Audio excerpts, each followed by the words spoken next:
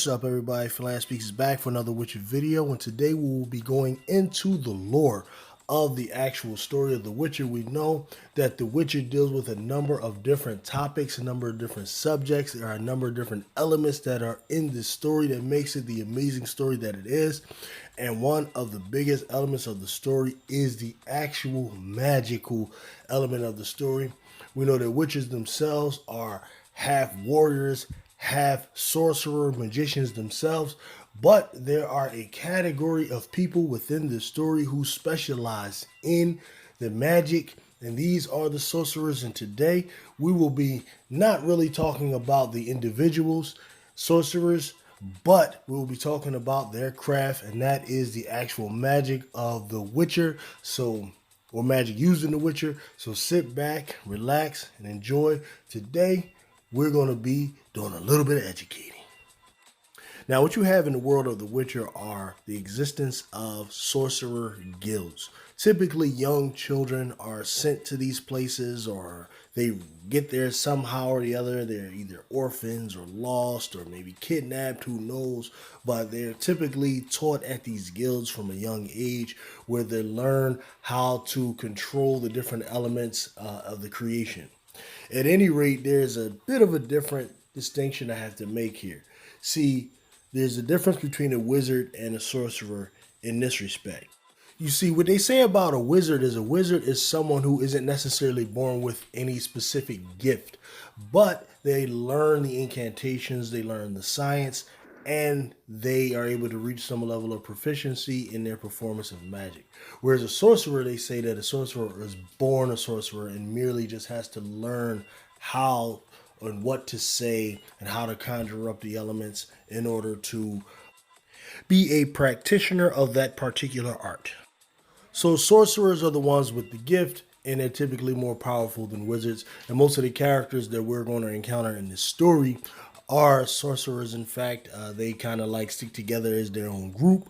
Though in politics, you'll find them taking different positions. One will support a particular king, another support another one for whatever reason, probably because they're getting paid by them, or they hold a position that agrees with that particular ruler, but more than likely, but you'll find that there's a particular union amongst sorcerers. They have like their own specific community, which the story will get into. At any rate, this video is not about that. It is about the actual science of magic itself in this particular world. Now, as it relates to the origin of the practice of magic, we have this clip from the trailer where Istred, one of the most powerful sorcerers in the story, says the following. Elves are the original sorcerers of the continent. When humans and monsters arrived, elves taught humans how to turn chaos into magic. And then the humans slaughtered them. According to Witcher lore, the first to practice sorcery and magic were the elves. It is the elves at one time who taught the science of magic and sorcery to humanity.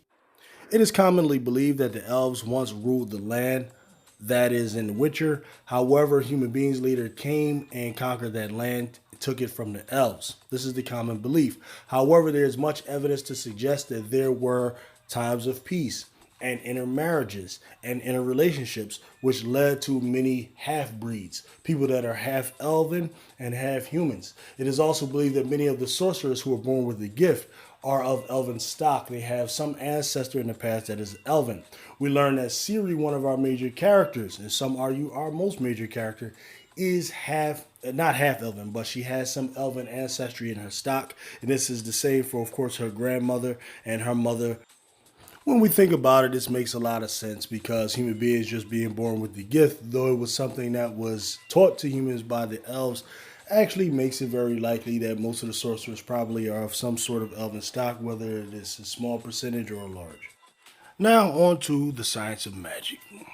For this, we go to book 1 of The Last Wish, page 286. Enchanters, explained Krep, draw their power from the forces of nature or the 4 elemental principles, namely air, water, fire, and earth. Each of these elements has its own dimension, which is called a plane in the jargon used by the enchanters. There's a water plane, fire plane, and so on. These dimensions, which are beyond our reach, are inhabited by what are called genies.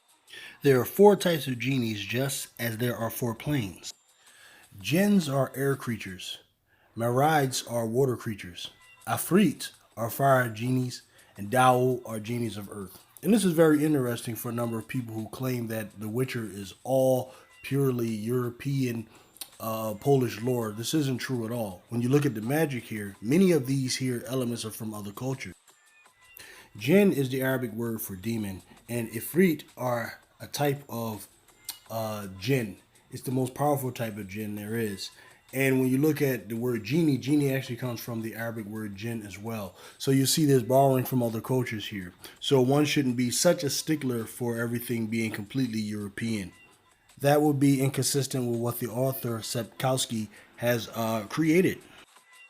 Also, when we look at other real world magic traditions like the voodoo in West Africa and also some of the practice of the shamans in South Africa, for example, you'll find many of these same elements here. If you look at or listen to what they say about their own practice, not what other people, propaganda may say about them, they'll say that it started with people who are doctors.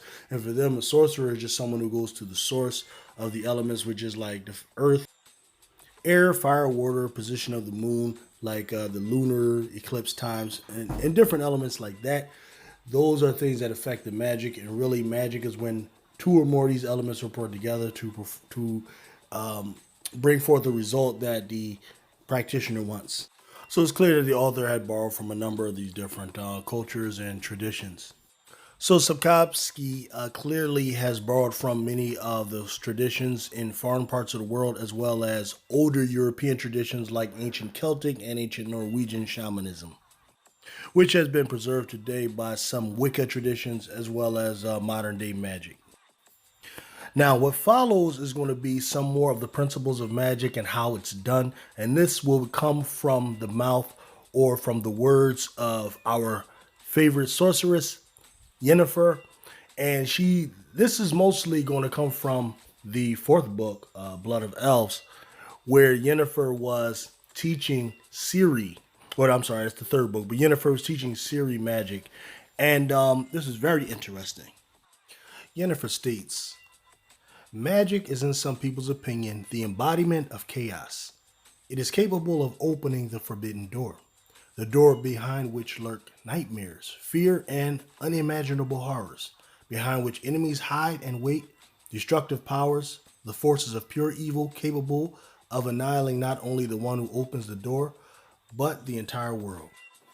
Yennefer continues, and since there is no lack of those who try to open the door, someone at some point is going to make a mistake, and then the destruction of the world will be forejudged and inevitable.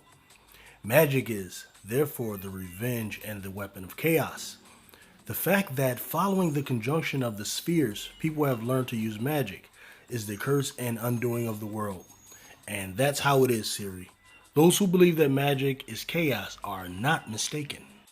So according to Lady Yennefer, magic on one hand is the weapon of chaos and is an agent of chaos.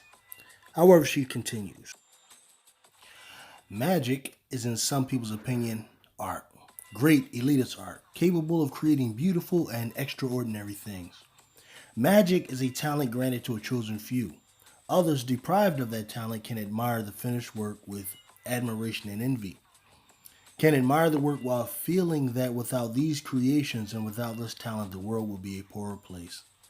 And that's how it is, Ciri. Those who believe magic is art are also right. She continues, there are those who say magic is a science. In order to master it, talent and innate ability alone are not enough. Years of keen study and arduous work are essential. Endurance and self-discipline are necessary. Magic acquired like this is knowledge, learning the limits of which are constantly stretched by enlightened and vigorous minds, by experience, experiments, and practice.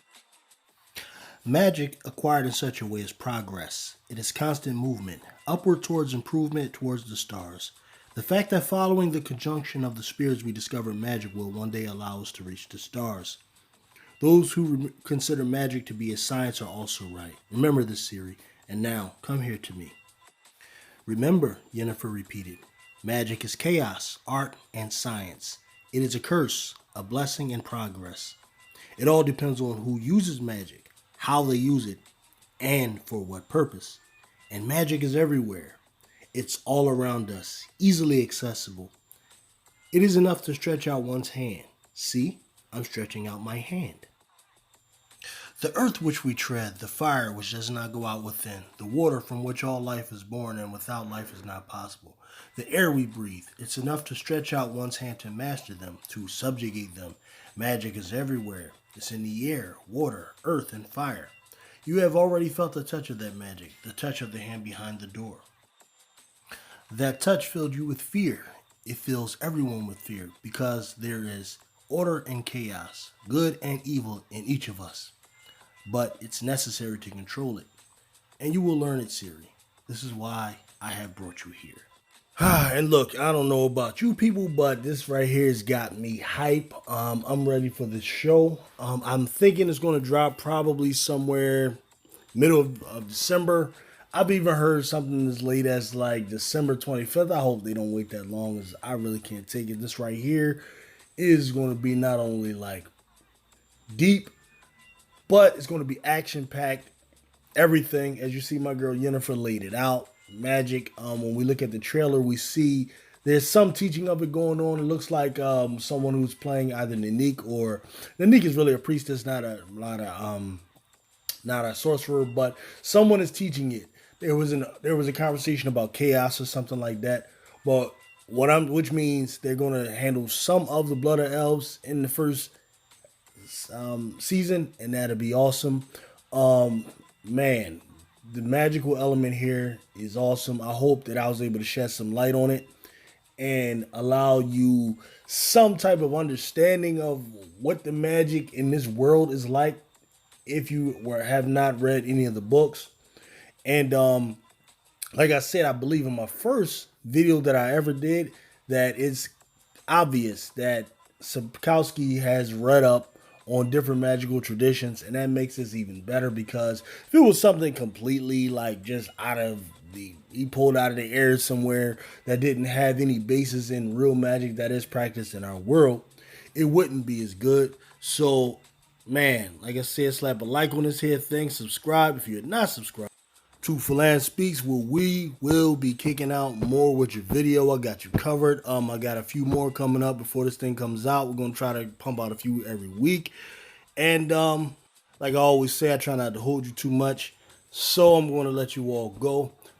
Give me some feedback. Please let me know how you felt about this video. If we did a good job covering some things, let me know if you want more of this type of content or whatever. All right. So till next time, Phalan Speaks, we out.